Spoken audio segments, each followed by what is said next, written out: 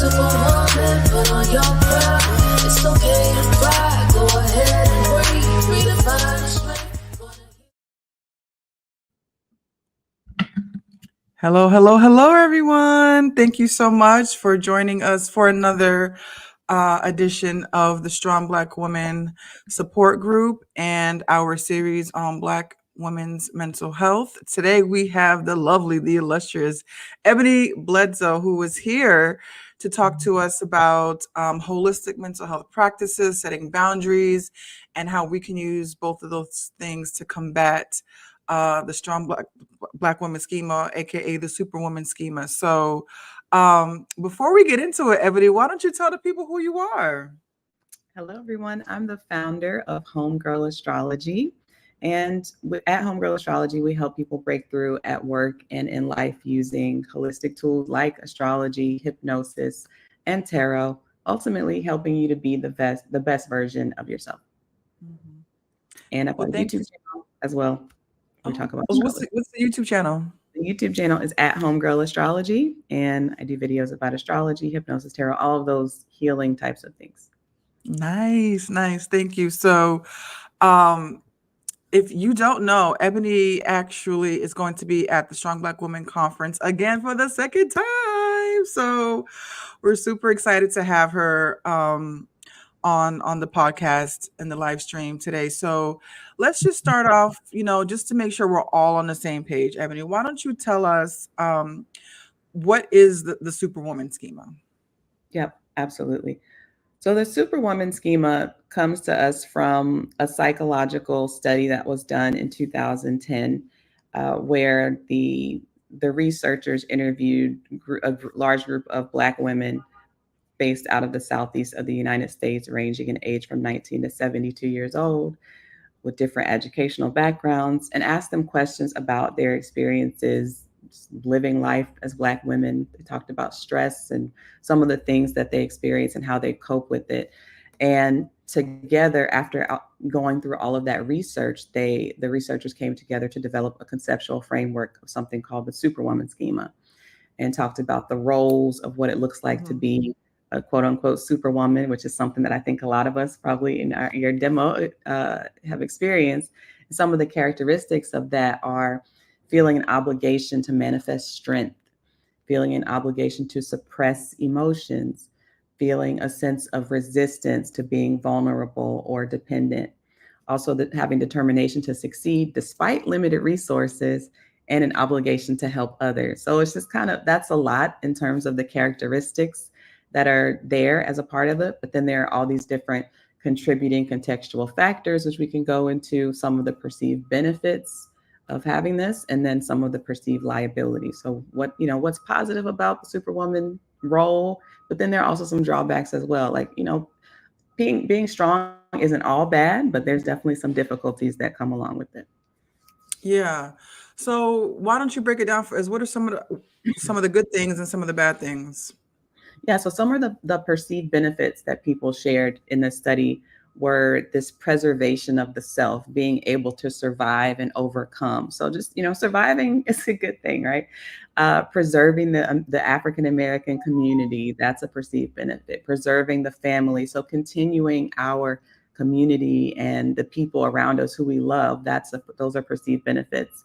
Some of the perceived liabilities, on the other hand, would be strain in interpersonal relationships. So a lot of times romantic relationships, stress-related health behaviors. So postponing self-care, emotional eating, poor sleep, just generally not taking care of our bodies and ourselves, and then embodying the stress that we experience through anxiety, depression, issues with maternal health as well. So there are a lot of difficult outcomes that can come with this need to be strong.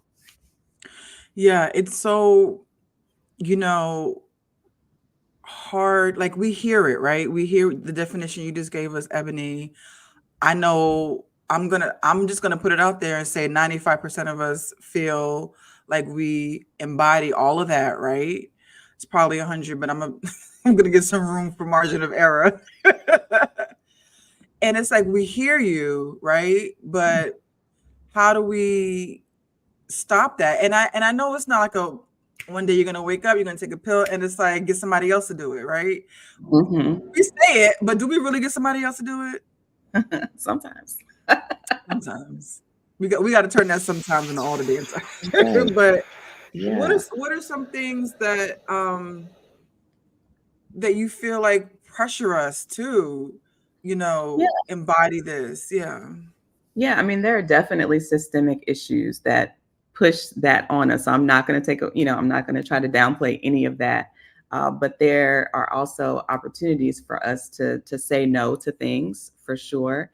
And I think a lot of us carry this kind of like weight in terms of the need to support our community and feel like we have to take it all on.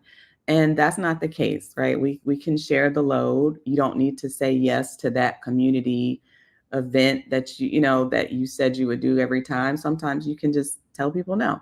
So some of the things is just setting boundaries around your time and making sure that you make time for these self-care practices, making time for the things that you really actually want to do. So many of us, I think, have a fear of self-expression in terms of doing Mm. things that are like against the grain or that wouldn't necessarily be seen as things that Black people are supposed to do or Black women are supposed to do, whether that's coming to the way, coming to the way we look or the activities that we're engaging in. I think there needs to be a little bit more pushback there and confidence in doing the thing that's weird or doing the thing that may make other people uncomfortable, but that ain't got nothing to do with you at the end of the day, right? Like Okay. you have to live this life for you. And, I understand people will say, I have kids, I have to take care of my family, that sort of thing. Yes, but at the end of the day, like this is still your life.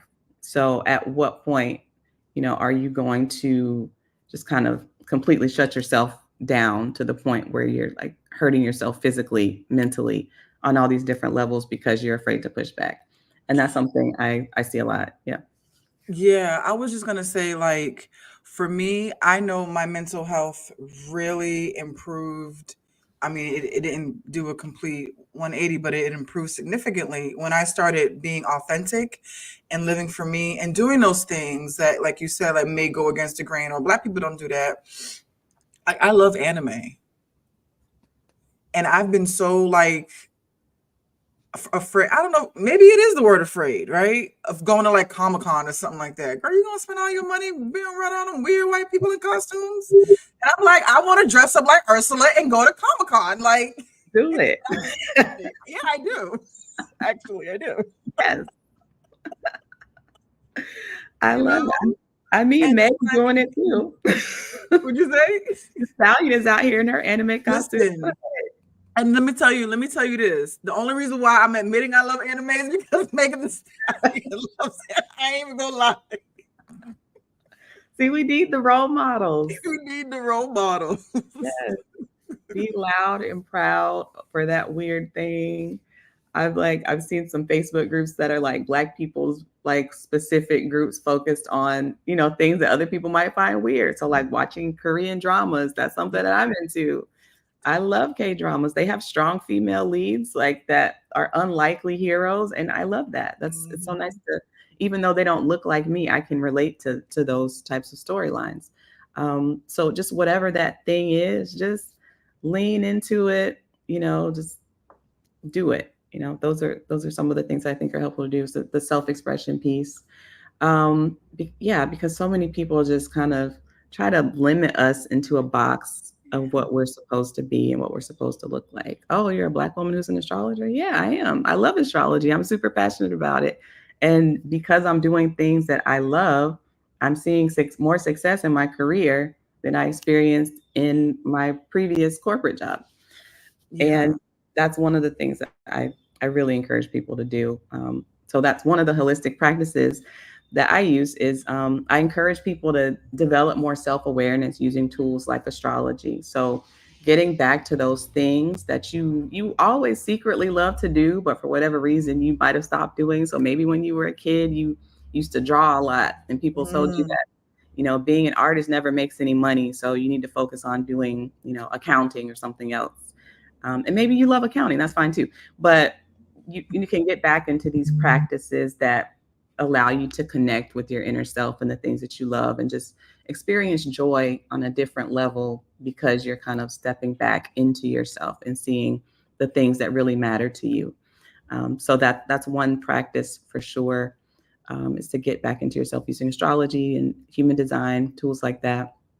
Um, just meditation, mindfulness, Mm, those are huge. I think so many of us spend so much time in our heads and not in our bodies that we just completely lose touch with ourselves. We lose touch with our intuition. So we end up in situations we don't even need to be in because we ignored our intuition, right? Because we've been ignoring our bodies. And I'm guilty of that too sometimes. This is a conscious practice that I have to engage in. So creating spaciousness with meditation is huge. Maybe doing, some people struggle to meditate, and I hear that. So definitely walking meditation can be nice, just kind of saying left foot, right foot as you're moving, or having a 30-second dance break, just whatever you can do to really experience the body that you're in, that can work wonders for you in terms of being able to listen to yourself more and to feel what you're experiencing, because sometimes we ignore our emotions a lot because we come into these spaces where we're having to be completely guarded because we're not safe, especially in the workforce a lot of times. Even if you're running your own business and you're working with customers, sometimes that's not always a safe experience, or you're working with other vendors. I'm sure you had that experience. I know I have. So it's good to just create that spaciousness, get that inner vision going so that you can see like what's really going on with me. What am I really experiencing, so that I can acknowledge what I'm experiencing and make changes if necessary. So those are a couple of things that I'm thinking of. let me ask you, for the ladies who are watching who may feel a little hesitant to engage in things like astrology or Reiki or yoga or meditation because they may feel that it may go against their own personal spirituality, as Christians. Like, have you gotten any pushback, or like what would you say to make them feel like comfortable to explore these options? Yeah, definitely. I definitely get pushback. Um, you know, I don't push anyone into doing anything that they don't feel comfortable with. For me, I believe that my higher power created the Mm, planets, right? And left them there as a tool for us to use and understand. Other people will disagree, and that's totally fine. But they don't have to do that, right? They could do meditation, and you don't have to be. I think some people even think of meditation as a demonic practice because yeah, they I've heard that. yeah, and I mean, you don't have to, you're not really praying to any specific deity when you're meditating. You're just sitting in stillness and acknowledging your thoughts. So I don't understand that belief, but that's something that you can do. Pray, prayer is huge as well. So there are still different practices you can do. Exercise as a holistic practice, you don't have to do yoga if that is something that makes you uncomfortable. Go for a run, go for a walk. These are things that should be within the realms of whatever practice that you engage in. Yeah. Can you tell us how you got into astrology? First of all, I love the name of your organization, Homegirl Astrology. It's like, yes. Because we know we're dealing with a system and we go to Homegirl Astrology. Ah, Right? exactly. Hey, girl. Hey, girl, hey. Yes. So I got into it, I was in this place in my career where I felt like, okay, I'm going to have to choose a path, like I can't just kind of continue to float in my career. I was getting promoted and things like that, but I knew that that wasn't where I wanted to be. And I worked in the consulting industry for a specific company for a number of years. And it was fun. Like a lot of it was fun work. I really do enjoy working one-on-one with clients, solving their problems. And I bring that skill set into my work now. But I felt like there was just something different that I was supposed to be doing, and I didn't know what it was. So I Mm, was taking tools like the assessments like the Myers-Briggs. I was using strengths finders, all of these different self-assessment tools to understand myself better. And they were helpful, but I still felt like okay, I still don't know what I'm supposed to do. Like, I still don't know who I am. And I felt like I had just been kind of doing what other people expected of me for a very long time. And I didn't know how to break out of that. And I didn't know, like, okay, so I can do what I want now. Like, I'm an adult, but I still feel so tied to like this other thing that other people have told me I should be doing. So a friend just happened to share an astrology book on Instagram. So I picked it up and I started reading it and looking at my chart, and it just resonated completely. Mm. And I was just like, wow, all of this makes so much sense now. The experiences that I'm having, the things that I like, the things that I dislike, like my family upbringing, it all makes so much more sense now. Why is my family so religious? Oh, I get it. Why do I love traveling overseas? Oh, this makes sense. Why did I have a career in consulting? There it is. Okay. So it's all there in the chart. And as I started to read that book, then I started to read more books, got into taking classes. I took a very intensive 2-year program during the pandemic. And I was like literally in class 3 days a week for several hours a day, just like, and did that for 2 years straight. So I picked up astrology pretty quickly and was able to go pretty deep. And just the more I learned, the more I fell in love with it. And I wanted to use it as a healing tool to support other people and developing self-awareness and feeling confident and willing to express themselves. I love that story. And you mentioned that when you were still in corporate, you felt like you really weren't supposed to be there, but you were still kind of tied to these arbitrary expectations. Because I know I've been through that too, and it's like, what's up with that? It's a mess. I was at some point I was like, okay, I'm never going to be a white man at the end of the day. And Girl, you you know, just said that's a t-shirt right there. it hey, we had some leaders of color at my organization. They always called it the most diverse company in the world. And it actually was, I think, demographically, but when you looked at the leadership, Mhm. it wasn't quite there. And they were doing way better than a lot of other companies are. So I have to give them credit for that. And they were working to improve those numbers. But I still, when I looked at the leadership, I wasn't necessarily seeing myself, even though they might have been people of color. It still felt like I was looking at a, person of color who had been kind of molded into this specific, like, white Yeah, man image. So for me, I knew that wasn't for me. yeah, yeah. Um, so how can Black women like use these holistic um healing practices to help us juggle the multiple roles, the multiple hats that we wear? Because like you mentioned before, like some people they may have kids and they may not be able to be like, okay, J- Jimmy, go sit over there in the corner. Mommy has to meditate for 30 minutes. Like, how do we how do we use these tools to help us juggle all these multiple hats? Yeah, definitely. Well, I think understanding yourself better can help you prioritize the things that you value. So it makes it a lot easier to say no to things that don't make sense. So a lot of us say yes to things we don't need to be saying yes to. So there's that. But also understanding that there are, little people in our lives sometimes. You don't have to meditate for 30 minutes a day. It could be 3 minutes.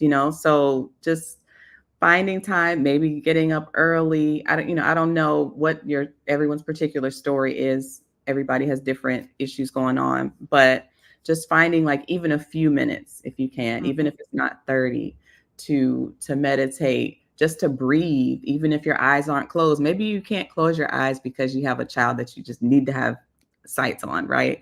You can breathe while you're sitting there. Breath work is huge, very helpful. There are lots of apps out there. Try to involve your community if you have people available to help you. I think we also have to be comfortable starting to ask for help, right? Some of Mhm. us just kind of suffer in silence. This isn't everybody's stories, but I know it was mine for a long time. Just suffering in silence, not just isolating, not asking for support when I needed it. And that was a big thing for me because I felt a lot of shame, feeling like, oh, I should already know all this. Everybody else has it all figured out. Why don't I? So I'm not going to ask for help because I just need to figure it out. Maybe I just need to like Google some more, or like, I don't know, like it's just going to come to me magically. Or if I'll just keep praying and it'll, something will happen. And prayer does work. Things do happen. But like, I think our higher powers put certain things in place for a reason to help us that are the answers to our prayers. And sometimes we just ignore them because we're looking for things to come in a certain way. So be open to help coming from various places, and, see what supports there are out there to give you that kind of 3 minutes, that 5 minutes, whatever that looks like for you. And like I said, it doesn't have to be meditation with your eyes closed. You can do breath work. You can just kind of sing a little song while you're in the car, different ways to just kind of get back into your body. There's just one thing that I do. It's like a 5, 4, 3, 2, 1 mindfulness exercise where people, it's pretty common. So like look at 5 things around you and sense like, what are 5 things that you can see? Name the colors of those things. What are 4 things that you can, that you can hear? 3 things that you can touch or feel, 2 things that you can smell, and 1 thing that you can taste, just to kind of lock back into your body when you're feeling a bit overwhelmed. Yeah, I love using grounding techniques and mindfulness techniques because it helps me get, like you say, get out of my head, and because thoughts be thoughting, child. They be ruminating. My thoughts are thoughts. No, let me stop. I'm being stupid now. But you said a few things in that statement, right? One, it's okay to say no, especially if it doesn't align with what you want to do, what you feel like you need to do, right? And these practices don't have to be a whole project. Like how I mentioned, oh, you want to meditate for 30 minutes. It don't have to be 30 minutes, ladies. It could be 3 minutes, It right? It could be 1 minute. It could be 1 minute, okay? Eyes wide open, right? Asking for help, a support system. You know what I mean? Like you don't have to do this alone. If you want to, that's perfectly fine, but you don't have to. And there's a picture of one of my favorite pictures of my nephew when he was little. I want to say like elementary school age. My mom was doing yoga and my nephew started just like doing the same, like the downward dog, and like right next to her. And I just thought that was the cutest thing. So if you have little ones, get them involved too. Yes. They're little sponges. Let them experience some of the yoga, Yeah. And they might get in the way, it's okay. Just roll with it. Yeah, they're learning from you for sure. Exactly. So the name of the conference that you're going to be speaking at on Saturday is called Strong Black Woman Redefined, right? You gave us the definition, if you will, of what the Superwoman schema is, which is also synonymous with the strong Black woman. How do you encourage Black women to redefine strength for themselves? Yeah, I love that question. I think of bridging our inner and outer space. For me, that's what redefining strength looks like. This feeling that strength from within that allows us to be stronger outside, and not so much like strong in having to carry everybody else's burden, but strong in that we are who we want to be, strong in being your full and complete self. And that's what it means to me. So Black women in particular tend to be more open to non-traditional spiritual practices than really anybody in America. So I think people are way more open than they let on. They might not say it publicly because, a lot of like, I don't practice hoodoo, but a lot of hoodoo practitioners are in the Black church, so that's kind of a side thing, but we're open to a lot. And I think being a strong Black woman also is about understanding yourself enough that you're not trying to disconnect from your emotions in ways that aren't healthy. So using like mind altering substances like drugs and alcohol, eating foods that aren't healthy because it's like a comfort food sort of situation. And I struggle with that still. So like I'm not a Mhm. perfect person. I'm perfectly imperfect. But also just, engaging and staying in toxic relationships. Those are ways that we kind of hide from our emotions, doing retail therapy. Like, and you never really felt better after buying something. Like, maybe temporarily, maybe when you eventually wear it, you feel like you look good, but that hasn't taken away from the emotion that may have led you there. So I think being strong is also about asking ourselves, like, what is the motivation I have for doing the actions that I'm taking that could be harmful?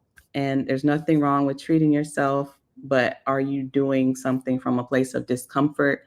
And how can we get back to making decisions from a place of stillness or a place of joy? So that for me is what being a strong Black woman looks like. Yeah, I love this because it's basically tying back to, what you said at the top of the hour, where it's like just being in tune with our body, our thoughts, and our emotions. Because, yeah, you may want to buy that new Coach bag, but what is the intention, the motivation behind it, right? Mhm. So just sitting down and before you pull out your credit card or your debit card or whatever, why am I buying this? Like, just take 30 seconds to ask yourself the question, why am I eating that mac and cheese? Why am I buying this Coach bag? You know what I mean? Mhm. And I think that's important for us to just sit and be still. Just sit. It may be uncomfortable because I know for me, just sitting with my thoughts can be uncomfortable because, like I said earlier, like I will ruminate. And that's where like the grounding techniques that Ebony shared with us earlier, like the 5 4 3 2 1, is very helpful Mhm. because it can get you back, like, because my thoughts be doing the most sometimes. So Well, we got we got to reel them girls back in. yeah.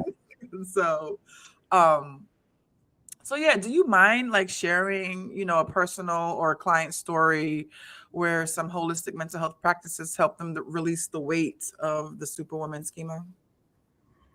Absolutely. So for me, I don't think I mentioned hypnosis before, but I talked about hypnosis last year at the conference. And I know Black folk be resistant to hypnosis. We don't want nobody controlling our brains or our minds.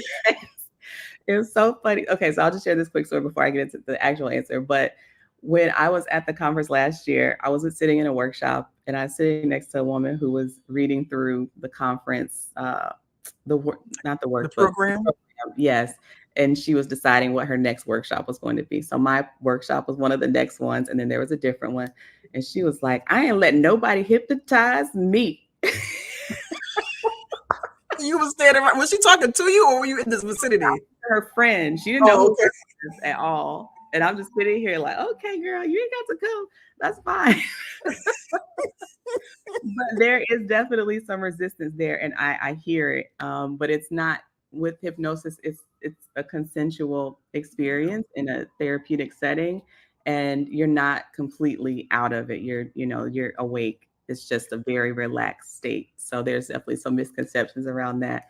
But hypnosis has been very helpful for me. I think that is what has helped me to reduce my anxiety the most, is because you're going within and able to just relax and kind of experience your anxiety from a more detached place.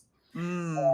You're able to kind of, name what color it is, name, where do you feel it in your body, name what you can do to get rid of that feeling, and understand that you have more control over it than you believe. Because sometimes we just feel like everything's coming from outside, outside, outside. And yeah, it is, but at some point it got locked in and we never released it.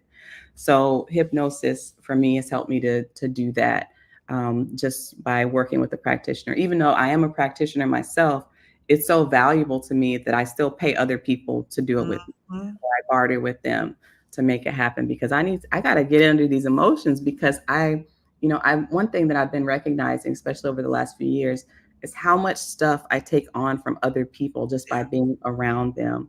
Their doubts, their fears, their beliefs, their anxiety, their discomfort, and it just sits there. And I start to believe it myself. I start to get scared of things I've never been scared of. And the hypnosis helps me to dig deep and remember, why did I feel this? Where did that come from?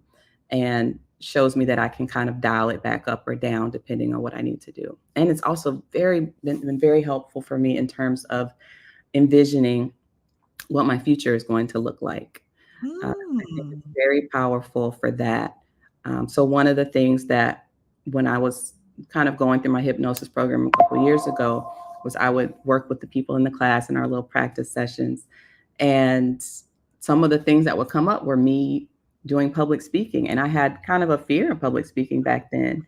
But that's something that I was able to visualize and kind of work back from and Yeah. put steps in place to help me with that. And I've been speaking a lot recently at different conferences in person on Zoom.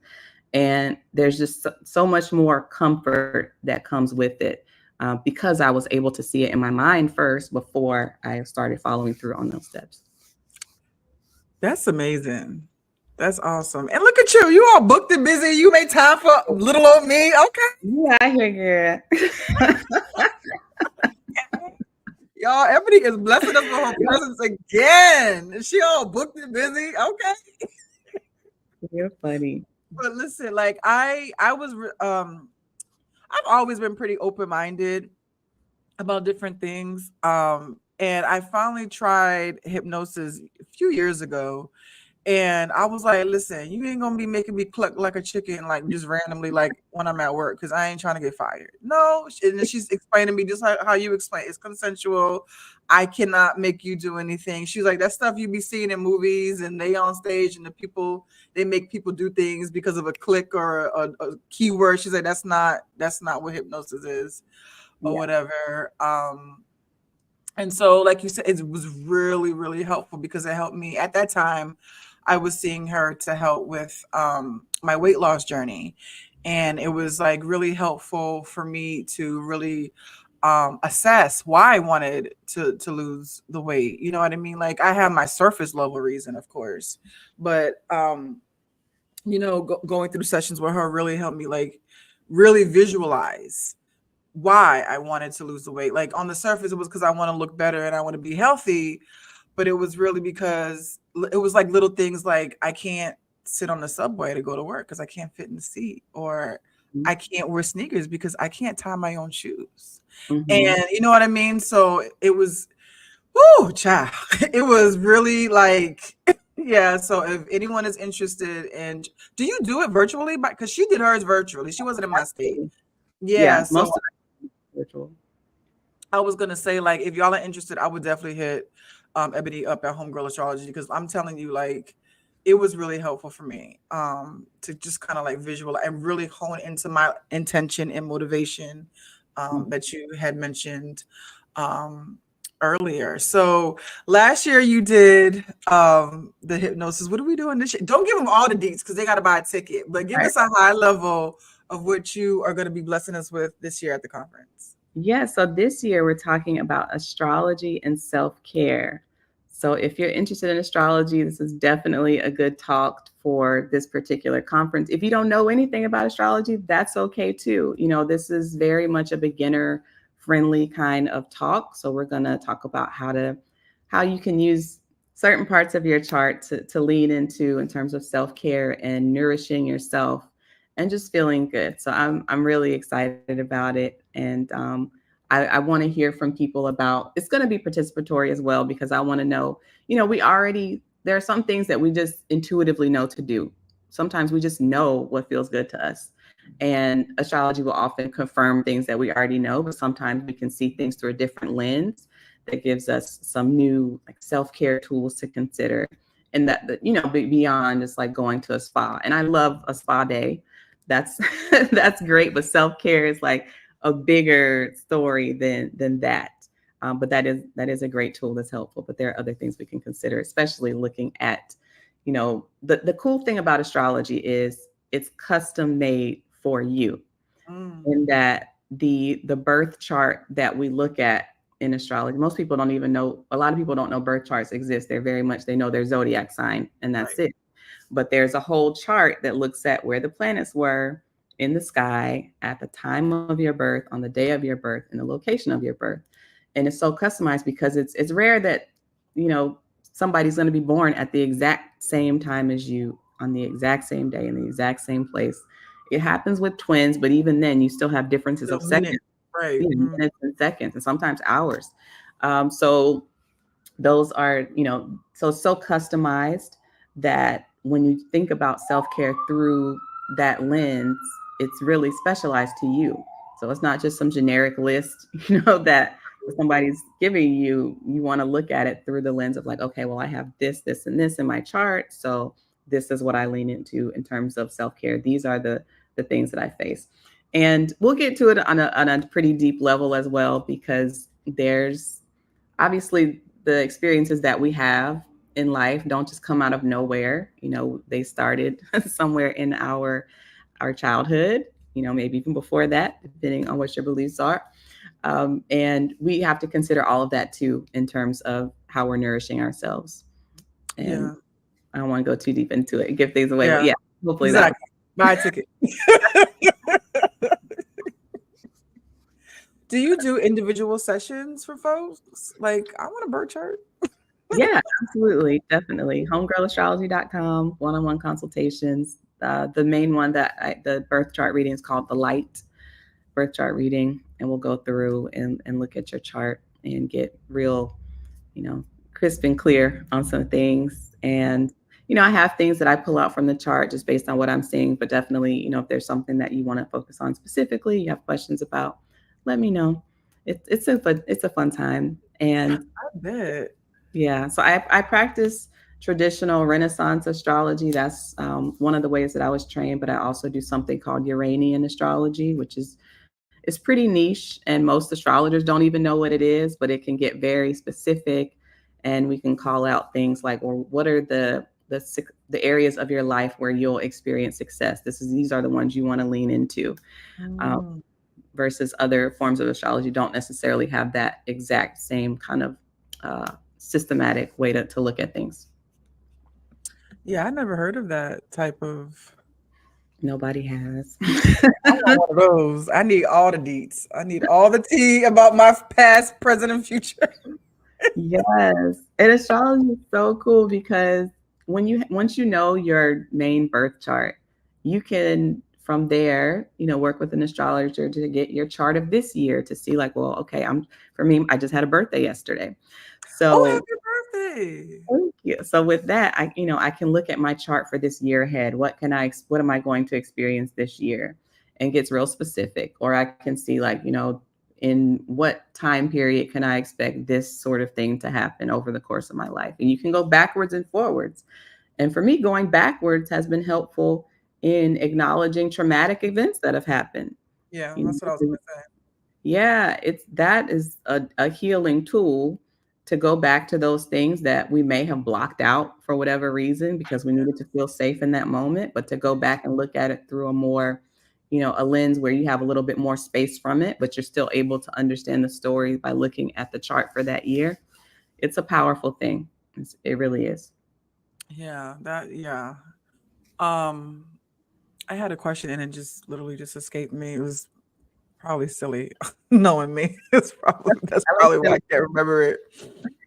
I wanted to say I knew you were the Libra. I knew it.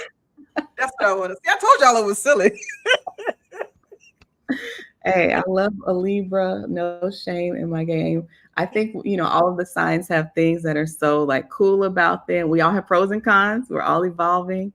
Astrology, everything in astrology operates on a spectrum, right? And you're trying to kind of find a little bit of balance.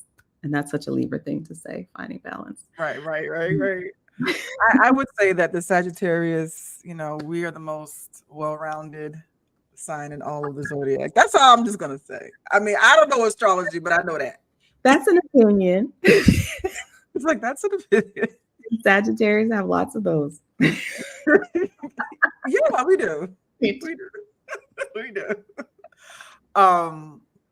So thank you for sharing all that with us. And I'm super stoked that, again, like all jokes aside, I'm really super excited that you are going to be joining us. Vic, who was also speaking at the conference, said Taurus. Yeah, she is Team Taurus. Taurus gang. I love Taurus energy. Yes. Yeah, I love Sagittarius too. Are you hard-headed, Vic? Is you hard-headed? I don't feel like you are though. Because my experience with Taurus, maybe it's just the male Taurus. Because like I feel like it's literally like Taurus is an earth sign and it's a fixed earth sign. So it is like the most solid earth that you can find. They don't move. Like the rock is a Taurus and his name is literally the rock, right? I just gave a presentation about him the other day. Look at you. Yeah. So they tend to be stubborn. But you know, it all depends on the other stuff in your chart too, because somebody somewhere is gonna be like, well, I'm a Taurus sun and I'm not stubborn, because yeah, you may have other stuff in your chart that kind of like pulls you away from some of that stubbornness. But it's a thing. My dad is he's not a Taurus, but he has very strong Taurus things in his chart. Super stubborn. Wow. But also naturally beautiful, which I love that. Yeah, yeah. And Vic is naturally beautiful. I every time I see her, I'm like, oh my gosh, she looks like a goddess. Like I just can't stand it. Yes. She's so regal. I can't stand it. Taurus. Yeah. The beautiful people. She said thanks. We love you, Vic. So yeah, we're at the top of the hour. And again, thank you so much, Ebony, for coming on and sharing, you know, what you do at Homegirl Astrology and how these holistic practices can really help us with the Strong Black Woman schema or the Superwoman schema.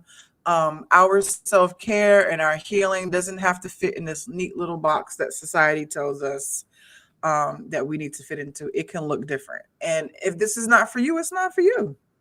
You know what I mean? If it's not for you, it's not for you. I know it's for me. And like I said, specifically, no, for real, specifically hypnosis has really, you know, helped me. And do you have any like last like parting words? Oh, before you do that, do you have anything like any books or anything or any courses that people can possibly, if they can't come out to the conference, if they want to like engage with you? Yeah, absolutely. So I'm working on developing some courses right now, some related to career astrology, that sort of thing, and other things.